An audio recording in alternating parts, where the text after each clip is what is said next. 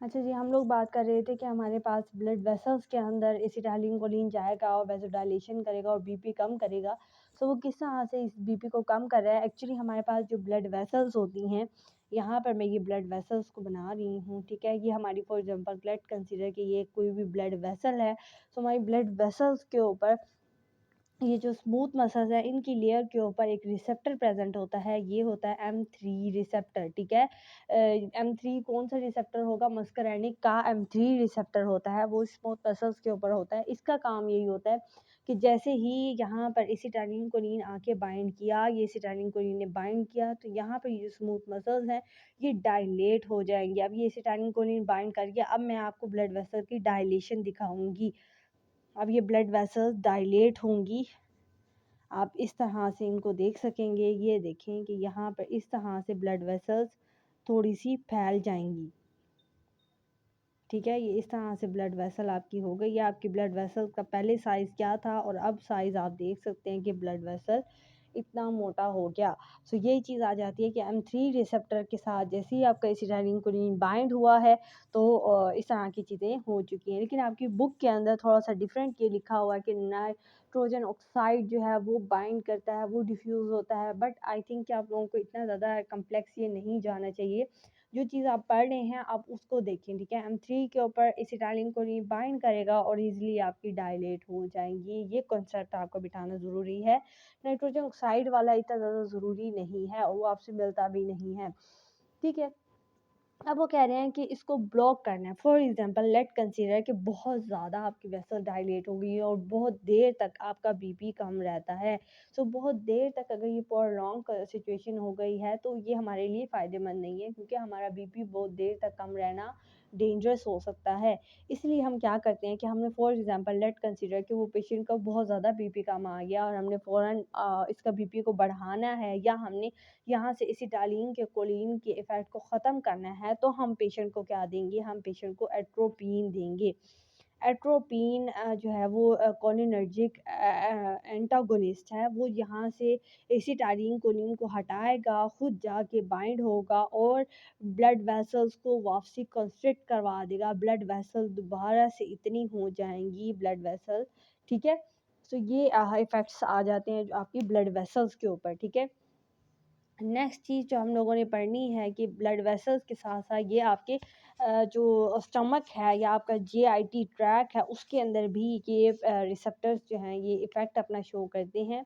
सो आपकी GIT track के ऊपर क्या क्या इफ़ेक्ट होंगे? सबसे पहला तो ये है कि आपकी सिक्रीशंस जो होंगी, आपकी जो भी गैस्ट्रिक जूस होगा वो सब कुछ बढ़ जाएंगी और जीआईटी की मोर्टेलिटी जो होती है, यानी आपका मोटेलिटी की स्पेलिंग आप खुद देख लीजिएगा।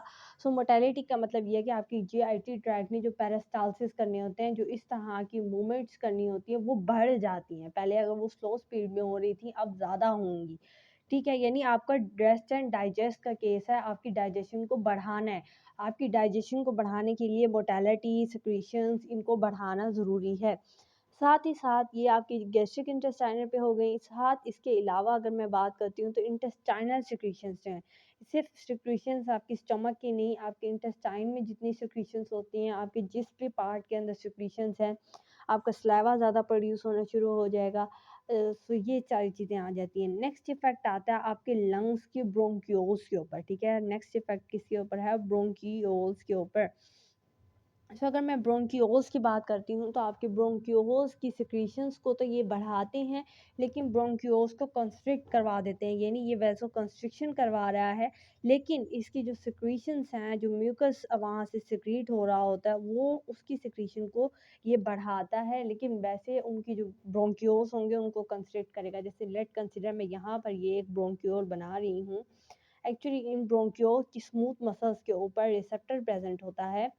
तो ये वाला रिसेप्टर हम लोगों ने एड्रेनर्जिक रिसेप्टर में भी बात की थी। अगर आपने वो लेक्चर मेरा सुना हुआ हो तो ब्रोंकियोल्स की स्मूथ मसल्स के ऊपर बीटा 2 रिसेप्टर्स होते हैं जो इसकी वैसो डायलेशन करवा रहे थे वहाँ पर। बट अगर मैं बात करूँ कि वहाँ पर ये रिसेप्टर भी प्रेजेंट होते हैं, मस्करैनिक रिसेप्टर या निकोटिनिक रिसेप्टर। सो ये वहाँ पर क्या करते हैं कि जैसे ही एसिटाइलिन कोलिन यहाँ से बाइंड करता है, ये इसको और ज़्यादा कंस्ट्रिक्ट करवा देते हैं, यानी इस ब्रोंकियोल का साइज़ सिर्फ इतना हो जाता है, पहले जो इतना था अब छोटा साइज़ हो गया है, ठीक है? मैं इसको बाकी को मिटा देती हूँ। अब आप देखो कि आपके ब्रोंक्योल्स का पहले साइज़ कितना था और अब साइज़ कितना हो गया इसके साथ बाइंड करने के बाद, ठीक है? तो ये ब्रोंकियो कंस्ट्रिक्शन का काम हो जाता है क्योंकि आपका बीपी कम हुआ हुआ है, ठीक है? नेक्स्ट चीज़ आ जाती है कि आपके यूरिनरी ट्रैक्ट के ऊपर इसके क्या इफ़ेक्ट आते हैं। सो यूरिनरी ट्रैक्ट मैं पूरे इसकी स्पेलिंग नहीं लिख रही हूँ क्योंकि जगह बहुत कम है और तो हम लोग पूरा कैसे लिखें, तो आपको पता है कि उनके रेस्ट एंड डाइजेस्ट का केस है तो उसमें यूरिनरी जो सिक्रीशंस हैं वो बढ़ी हुई होती हैं। सो यहाँ पर आपके पास क्या होगा कि जो आपकी यूरिनरी ब्लैडर के ऊपर जो डायलेटरल मसल्स हैं, अब मैं यहाँ पर आपको वो बना के दिखा देती हूँ। लेट कंसीडर कि ये हमारे पास हमारा यूरिनरी ब्लैडर है, कुछ इस टाइप का ये होता है, ठीक है? मेरी ड्राइंग पे मत जाइएगा। तो ये हमारा यूरिनरी ब्लैडर है, यहाँ पर इसके सारे डायलेटरल मसल्स प्रेजेंट होते हैं।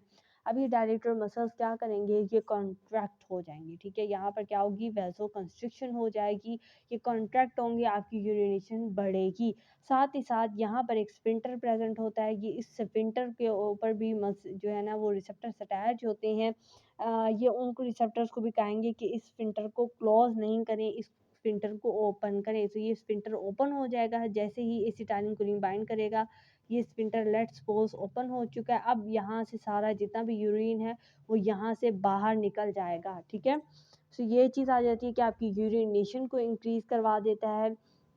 अच्छा, लास्ट थिंग आ जाती है कि आपकी आई के अंदर भी ये प्रेजेंट है, ठीक है? हार्ट में है, ब्लड वेसल में है, जीआईटी में है, ब्रोंकियोल्स में है, यूरिनरी ट्रैक्ट के अंदर है।